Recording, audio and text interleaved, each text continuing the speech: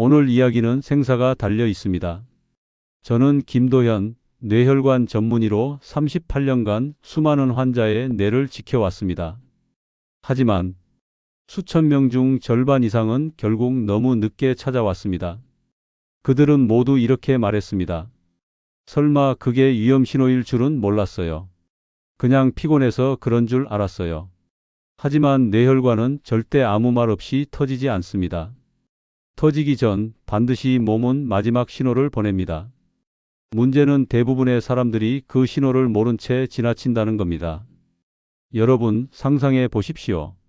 어제까지만 해도 손주와 산책을 하던 사람이 오늘 아침 말을 잃고 침대에 누워버리는 그 순간을, 이건 남의 일이 아닙니다. 지금 이 순간 여러분에게도 일어날 수 있습니다. 그래서 오늘 이 시간 절대로 놓쳐서는 안 될 뇌혈관 터지기 직전 몸이 보내는 마지막 경고에 대해 지금부터 아주 차분히 그러나 분명하게 알려드리겠습니다. 이런 중요한 이야기를 계속 듣고 싶으시다면 지금 바로 구독과 좋아요를 꾹 눌러주세요. 여러분의 작은 클릭이 더 많은 분들에게 이 유익한 정보를 전하는 데 큰 힘이 됩니다. 지금 이 순간에도 수많은 사람들이 자신의 뇌 속에서 조용히 다가오는 위험을 전혀 모른 채 살아가고 있습니다. 저는 뇌혈관 전문의로서 지난 38년간 매일같이 응급실과 수술실을 오가며 수많은 가족의 눈물을 지켜봐야 했습니다. 가장 가슴 아픈 순간은 늘 같았습니다. 조금만 더 일찍 알았더라면. 62세 남성 박성호 씨도 그랬습니다. 건강하다고 자부했던 그는 어느 날 갑자기 말이 꼬이고 오른팔이 힘을 잃는 증상으로 병원에 왔습니다. 그때까지만 해도 대수롭지 않게 넘기려 했습니다. 요즘 좀 피곤해서 그런가 봐요. 하지만 검사 결과는 충격적이었습니다. 뇌혈관이 이미 90% 이상 막혀 있었던 겁니다. 이런 일이 비단 박 씨만의 일일까요? 절대 아닙니다. 여러분 혹시 이런 적 없으신가요? 어느 날 갑자기 말이 어눌해졌던 순간, 한쪽 팔이나 다리가 살짝 저렸던 기억, 또는 순간적으로 눈앞이 흐릿해졌던 경험.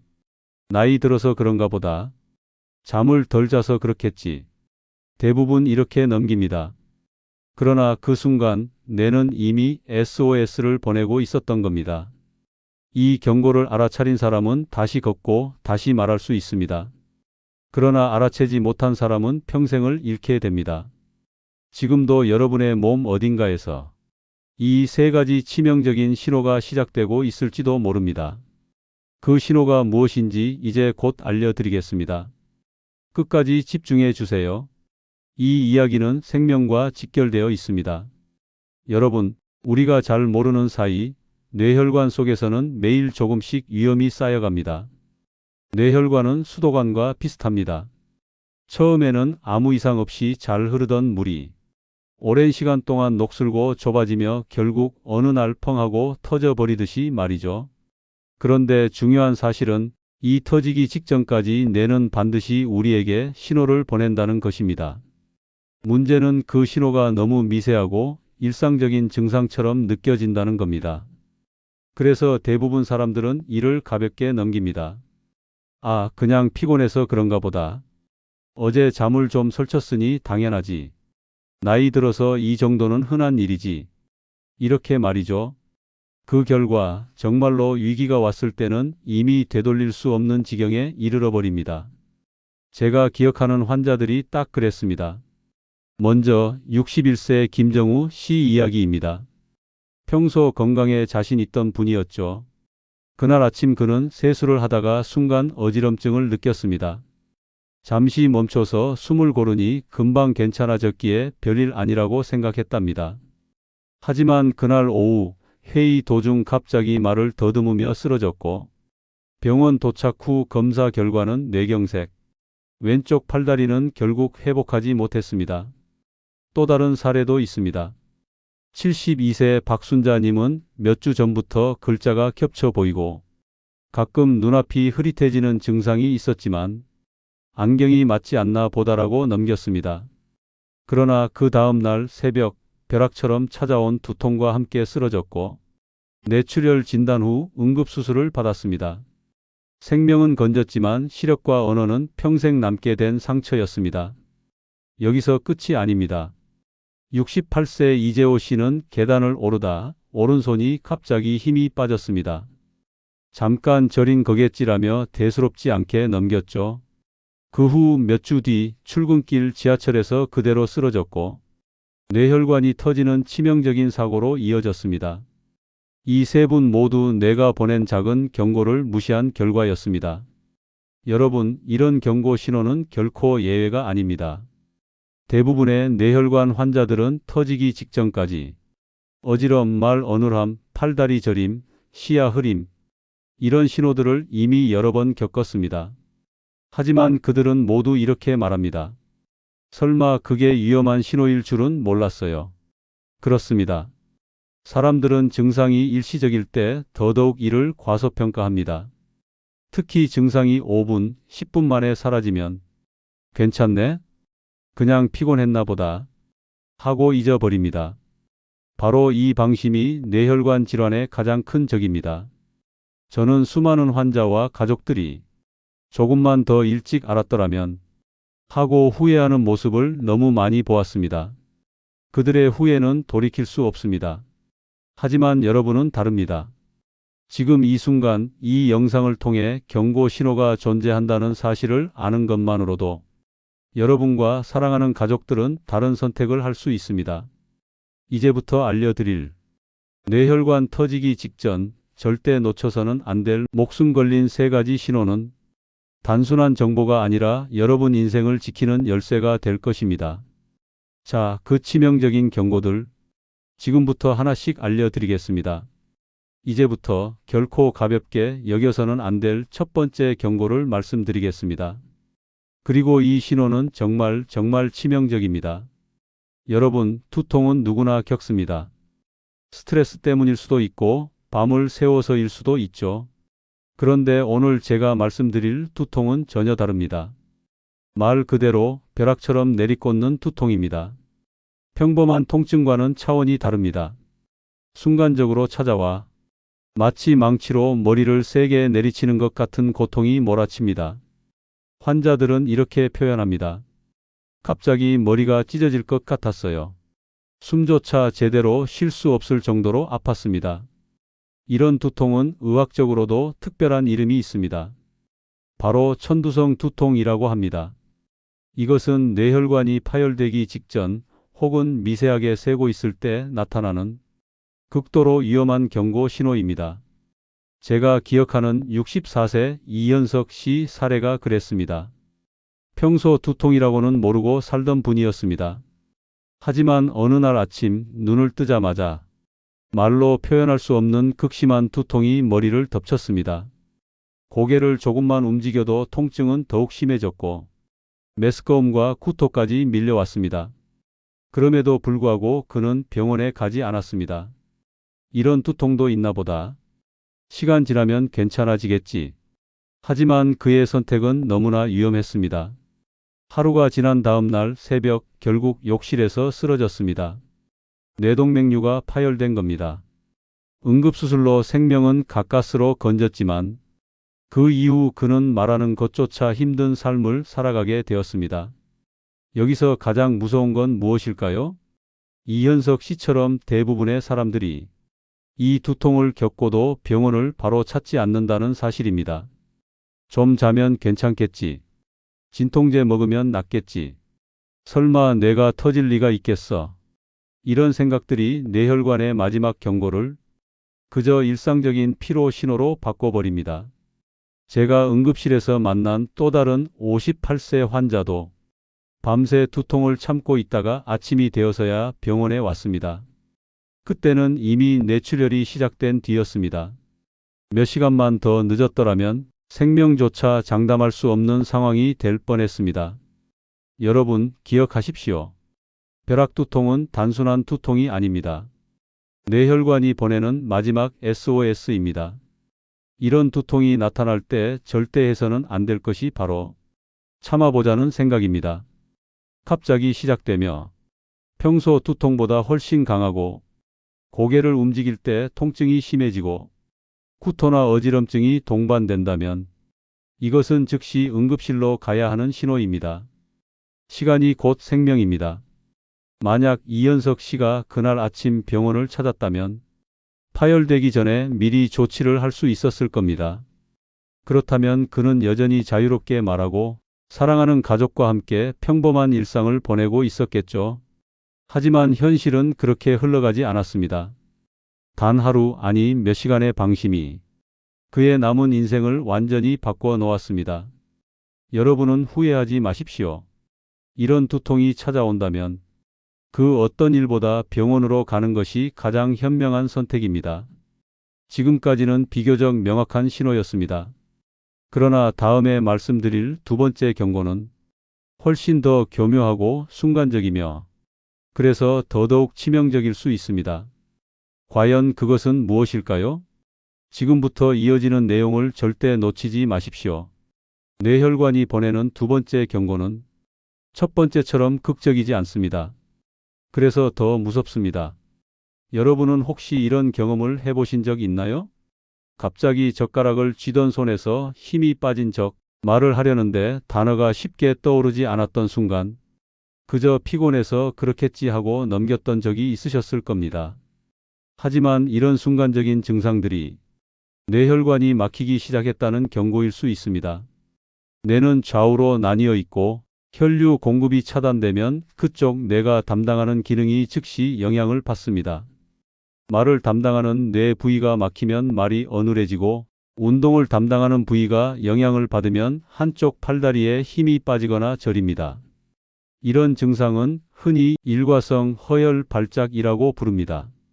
말 그대로 일시적입니다. 몇 분에서 길어야 1시간 안에 증상이 사라집니다. 그래서 사람들이 더더욱 방심하는 겁니다. 괜찮네? 금방 좋아졌어. 하지만 여러분, 절대 안심해서는 안 됩니다. 일과성 허혈 발작은 흔히 대형 뇌졸중의 전조라고 불립니다. 그 짧은 경고 뒤 몇 시간에서 며칠 내 진짜 뇌혈관이 완전히 막혀버리는 경우가 많기 때문입니다. 제가 겪었던 70세 여성 이정희 씨의 사례는 정말 안타까웠습니다. 그녀는 아침 식사 준비 중이었습니다. 오른손에 들고 있던 국자를 갑자기 놓쳤고 말을 하려는데 입이 잘 안 움직였습니다. 가족들은 놀라 병원에 가자고 했지만 이정희 씨는 이렇게 말했습니다. 괜찮아. 잠깐 그랬을 뿐이야. 하지만 그로부터 이틀 뒤 그녀는 거실에서 쓰러졌습니다. 이번에는 지난번과 달랐습니다. 말도 할 수 없었고 오른쪽 팔다리가 완전히 마비되었습니다. 병원 도착 후 검사 결과는 뇌경색, 일과성 허혈 발작을 가볍게 넘긴 대가였습니다. 여러분, 순간적으로 괜찮아졌다고 해서 절대 그대로 넘어가면 안 됩니다. 특히 이런 증상들이 있다면 즉시 병원을 찾아야 합니다. 갑자기 얼굴이나 팔, 다리에 힘이 빠지거나 저린 느낌이 찾아올 수 있습니다. 평소와 달리 말이 꼬이고 어눌하게 흐를 수도 있습니다. 또는 손에 들고 있던 물건을 이유 없이 놓쳐버리는 순간도 생길 수 있습니다. 이런 증상이 잠깐이라도 나타났다면 그것은 단순한 노화나 피로가 아닙니다. 뇌는 이미 도와달라고 외치고 있는 중입니다. 또 하나 중요한 점이 있습니다. 일과성 허혈 발작 후 24시간 내에 진짜 뇌졸중이 발생할 확률이 급격히 높아진다는 것입니다. 통계적으로도 3개월 이내 약 20%가 뇌졸중으로 이어집니다. 여러분, 이 신호를 절대 가볍게 보지 마십시오. 잠깐 괜찮아졌다고 방심하는 순간 다시는 되돌릴 수 없는 상태가 될 수 있습니다. 지금 이 순간에도 혹시 몸이 보내는 이런 작은 경고를 무시하고 있지는 않으신가요? 다음으로 넘어갈 세 번째 신호는 지금까지 말씀드린 것보다 훨씬 더 교활하고 많은 분들이 그저 눈 문제겠지라며 무심히 넘기는 아주 위험한 신호입니다. 절대 놓치지 마세요. 지금부터 이어지는 이야기가 여러분의 시력을 그리고 생명을 지킬 수 있습니다. 이제 세 번째 경고 신호입니다. 지금까지와는 또 다른 성격의 신호이기에 더더욱 많은 분들이 이 신호를 간과하고 넘어갑니다. 바로 시야 이상입니다. 여러분, 이런 경험 있으신가요? 책을 읽거나 TV를 보다가 갑자기 화면의 절반이 안 보이거나 사물이 두 개로 겹쳐 보인 적, 혹은 눈앞에 뭔가 커튼이 드리워진 듯 일부가 가려져 보인 순간, 대부분의 사람들은 이런 증상이 나타나면 눈이 피로해서 그렇겠지, 안과에 가봐야겠네? 라고 생각합니다. 하지만 의사로서 저는 단언합니다. 이런 시야 이상은 단순한 눈의 문제가 아닐 가능성이 매우 큽니다. 시야를 담당하는 뇌 뒤쪽 부위에 혈류 공급이 차단되었을 때 나타나는 중요하고도 위험한 신호일 수 있습니다. 실제로 제가 진료했던 66세 조미선님의 사례가 그랬습니다. 평소 취미로 책 읽기를 좋아했던 조미선님은 어느 날 책을 읽다가 글자가 갑자기 두 줄로 겹쳐 보이기 시작했습니다. 처음엔 안경 도수가 안 맞나 보다라며 대수롭지 않게 넘겼습니다. 하지만 그날 밤 왼쪽 시야 전체가 마치 커튼으로 가린 듯 아예 보이지 않게 되었고 급히 응급실로 오셨습니다. 검사 결과 후대 뇌동맥이 혈전으로 막히면서 뇌의 시각 중추의 혈류가 차단된 상태였습니다. 즉시 치료하지 않았다면 조미선님은 영구적으로 시력을 잃을 수도 있었습니다. 여러분, 시야 이상은 결코 눈만의 문제가 아닙니다. 이런 증상이 갑자기 나타났다면 그 원인은 뇌 안에 있을 가능성이 높습니다. 그런데도 많은 분들이 조금 쉬면 괜찮겠지, 눈이 피곤해서 그런 거야 하고 넘깁니다. 특히 고령일수록 안과 문제로 착각하기 쉽습니다. 이 때문에 병원 내원 자체가 늦어지고 결국 뇌혈관 질환으로 이어지는 경우가 많습니다. 시야 이상은 특히 더 무섭습니다. 왜냐하면 대부분의 사람들은 시력이 안 좋아졌다는 인식만 하고 응급성을 전혀 인지하지 못하기 때문입니다. 시야가 갑자기 달라지는 순간 그건 뇌가 보내는 마지막 경고일 수 있습니다. 조금이라도 이상하다고 느껴진다면 반드시 신경과나 뇌혈관 전문 병원을 찾아 정밀 검사를 받으셔야 합니다. 저는 수많은 환자들을 통해 뼈저리게 느꼈습니다. 시야 이상을 가볍게 보면 그 결과는 결코 가볍지 않습니다. 여러분, 혹시 최근 들어 책을 읽거나 화면을 볼 때 왜 이렇게 뿌옇지? 어느 한쪽이 안 보이네? 이런 생각을 해본 적은 없으신가요? 그렇다면 지금 이 순간 여러분의 뇌도 작은 도움을 외치고 있을지 모릅니다. 이제 세 가지 경고 신호를 모두 살펴봤습니다. 그러나 이 경고를 아는 것만으로는 부족합니다. 중요한 것은 지금부터 무엇을 하느냐입니다. 계속 집중해 주십시오. 그렇다면 여러분의 뇌를 지키기 위해 오늘부터 반드시 실천해야 할 방법은 무엇일까요? 답을 말씀드리기 전에 먼저 한 가지 짚고 넘어가야 할 것이 있습니다.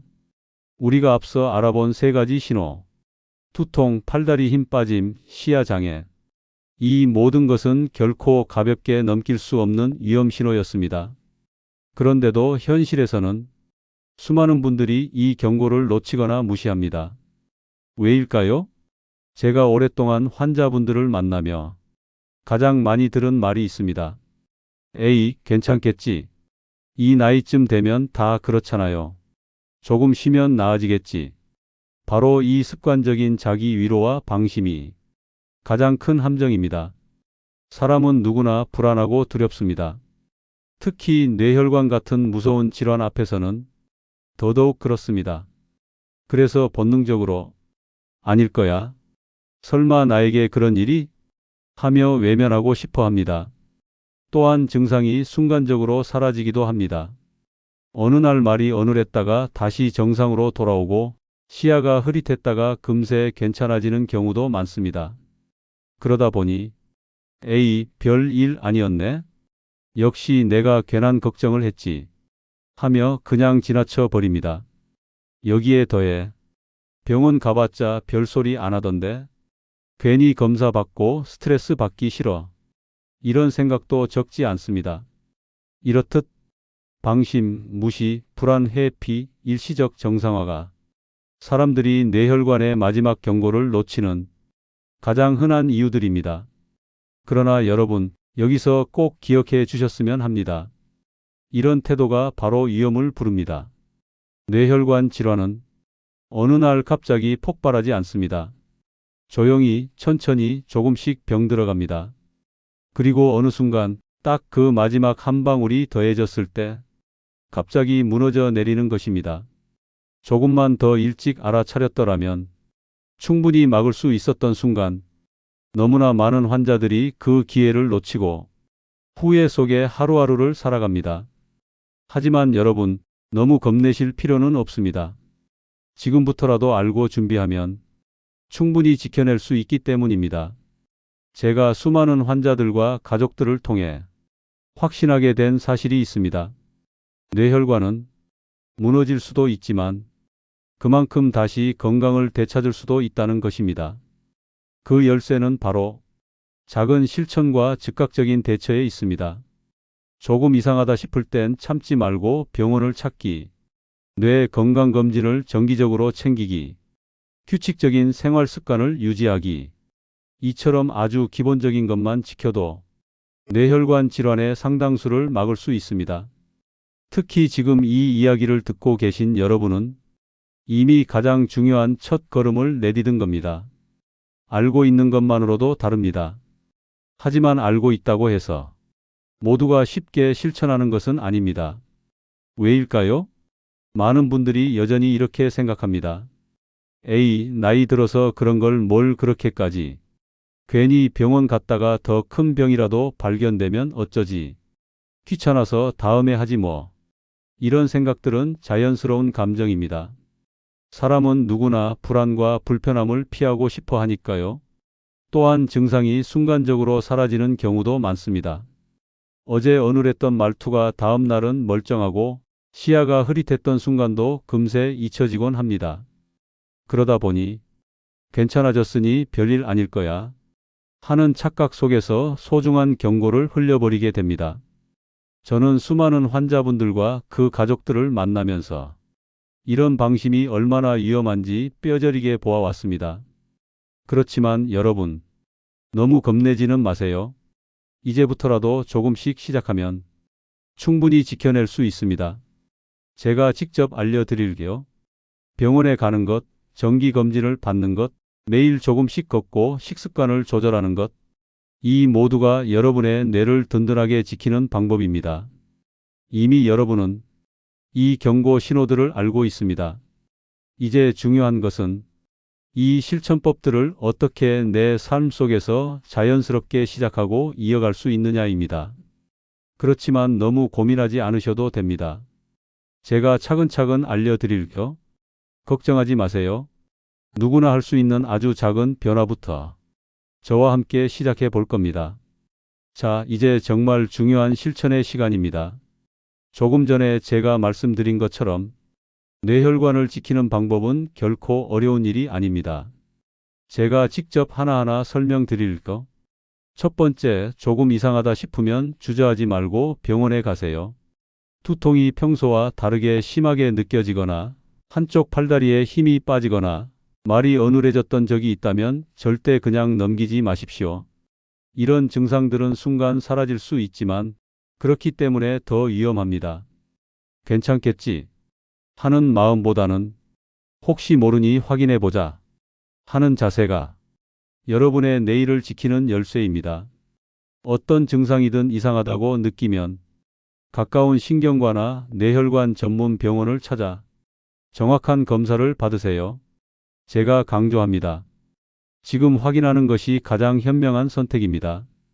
두 번째, 정기적인 뇌 검진을 생활화하세요. 건강할 때 미리 확인하는 것이 가장 좋은 예방법입니다. 특히 고혈압, 당뇨병, 고지혈증이 있거나 가족력이 있는 분들은 더더욱 주의가 필요합니다. MRI, MRA 같은 정밀 검사를 통해 뇌혈관의 상태를 주기적으로 살펴보세요. 보통 1, 2년에 한 번, 위험 요인이 있으면 더 자주 받는 것이 좋습니다. 검진은 나를 위한 투자입니다. 비용보다 훨씬 더 소중한 가치를 지니고 있습니다. 제가 항상 강조해온 말이지만 검진은 건강을 위한 가장 확실한 보험입니다. 세 번째, 생활 습관을 조금만 바꿔보세요. 아주 작은 변화로도 뇌는 건강을 되찾을 수 있습니다. 매일 30분 이상 걷기, 싱겁게 먹기, 채소와 과일을 늘리기, 밤에는 스마트폰 대신 일찍 잠자리에 들기. 이 모든 것이 뇌에 휴식과 활력을 줍니다. 특히 걷기는 뇌혈류를 원활하게 해주고 수면은 뇌의 독소를 제거하는 시간입니다. 너무 거창할 필요 없습니다. 제가 드리는 이 조언들 오늘 저녁부터 바로 시작해 보세요. 5분 걷기부터도 괜찮습니다. 이렇게 지금부터라도 하나하나 실천하기 시작하면 여러분의 뇌는 분명히 달라질 것입니다. 오늘 하루를 건강하게 보내고 내일 아침 눈을 떠 사랑하는 가족과 따뜻한 차 한 잔을 나누는 일상. 그 평범하지만 소중한 하루가 여러분의 작은 실천으로 계속 이어질 수 있기를 바랍니다. 저도 매일 그 작은 습관들을 지키며 여러분과 같은 마음으로 살아가고 있습니다. 함께 해주셔서 감사합니다. 제 이야기가 도움이 되셨다면 구독과 좋아요, 그리고 알림 설정까지 부탁드려요. 이 소중한 정보를 주변 분들과 함께 나누어주세요. 여러분의 건강하고 행복한 삶을 응원하며 지혜 인생은 더 따뜻한 이야기로 다시 찾아뵐게요. 함께 걷는 길 늘 고맙습니다.